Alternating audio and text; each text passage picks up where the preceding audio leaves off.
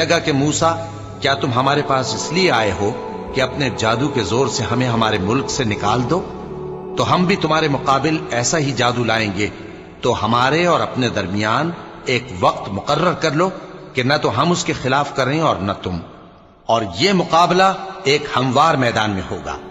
موسیٰ نے کہا کہ آپ کے لیے یوم زینت کا وعدہ ہے، اور یہ کہ لوگ اس روز دن چڑھے اکٹھے ہو جائیں۔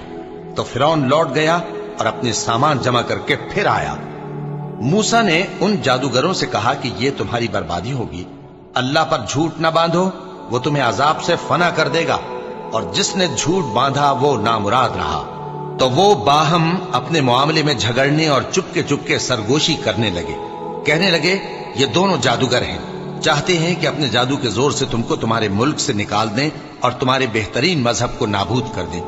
تو تم جادو کا سامان اکٹھا کر لو اور پھر قتال